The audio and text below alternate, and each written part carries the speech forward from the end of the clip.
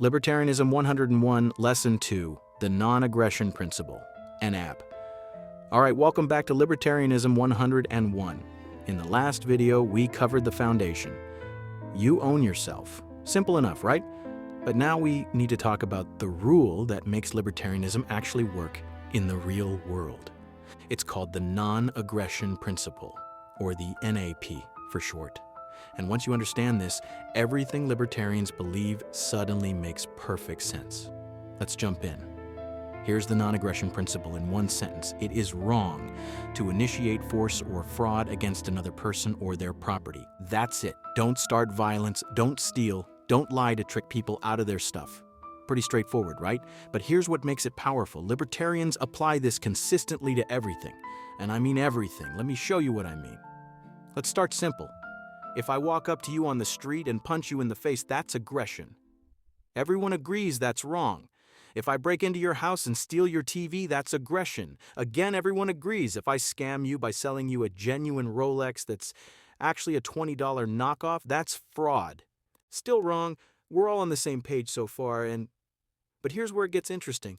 Libertarians say the non-aggression principle applies to everyone, including the government. Actually, especially the government. Because here's the thing most people don't think about. When the government does something, it's backed by the threat of force. Always.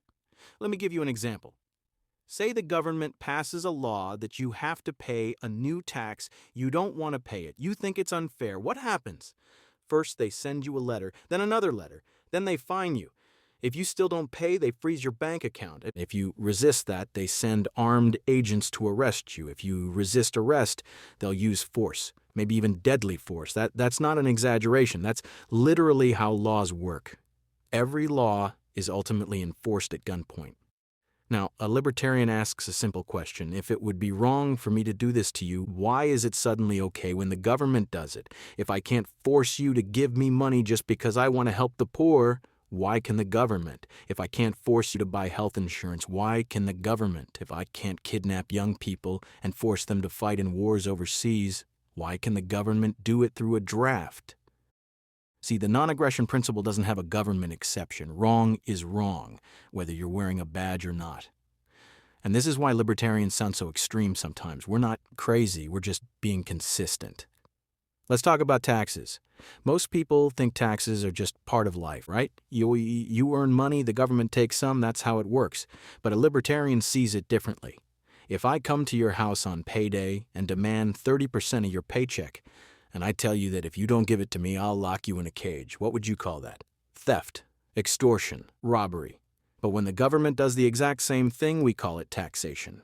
The NAP says, aggression is aggression, even if you call it something else, and even if a majority voted for it. Now, before you think libertarians are saying all taxation is theft and we should have zero government, hold on. Different libertarians disagree on this. Some libertarians, called minarchists, say we need a minimal government to protect rights, and that limited taxation for courts, police, and military defense is acceptable as a necessary evil. Other libertarians, called anarcho-capitalists, say even that violates the NAP and we should have purely voluntary systems instead. We'll get into those differences in a future lesson. But they all start from the same principle. Don't initiate force. Here's another example. The drug war. The government says you can't put certain substances in your own body. If you do, men with guns will kick down your door, shoot your dog, and throw you in a cage for years. Now, using drugs might be stupid. It might hurt you and your family. But here's the question. Are you initiating force against someone else? No. Are you committing fraud? No. Then according to the NAP, it's none of the government's business. You own your body, remember?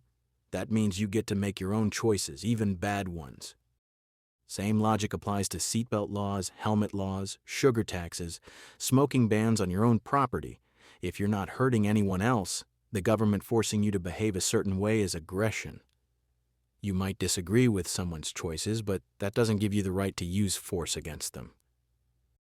Now let's flip it. What about things libertarians do support using force for? Self-defense. If someone is attacking you or trying to steal your property, you have the right to defend yourself. That's not initiating force. That's responding to it. You're not the aggressor. The libertarian principle is you can use force defensively, just not offensively. And that's a crucial difference. This is also why libertarians are so big on property rights. Your property is an extension of yourself.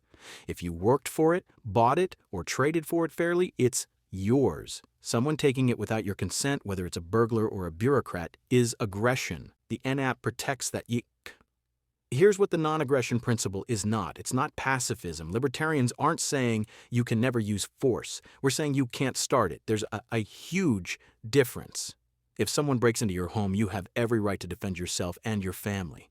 If another country invades yours, you have the right to fight back. Defense is legitimate. Aggression is not. It's also not the same as do no harm. Sometimes your actions might harm someone indirectly, like when you open a business that competes with theirs, or when you break up with someone and hurt their feelings. The NAP isn't about preventing all harm, it's about preventing the initiation of force and fraud. There's a difference between harm and aggression. So here's the core takeaway. The non-aggression principle is the moral backbone of libertarianism. It's the reason libertarians oppose most of what government does. Not because we're heartless or don't care about problems, but because we believe using force to solve those problems is wrong. We believe voluntary cooperation, persuasion, and free choice are not just more moral, but also more effective than coercion. When you understand the NAP, you understand why libertarians have the positions we do. Against the draft, it's aggression. Against civil asset forfeiture, it's theft. Against victimless crime laws, they violate the NAP. For gun rights, you have the right to defend yourself. For free speech, silencing people by force violates the principle. It all flows from this one simple rule: don't start force or fraud.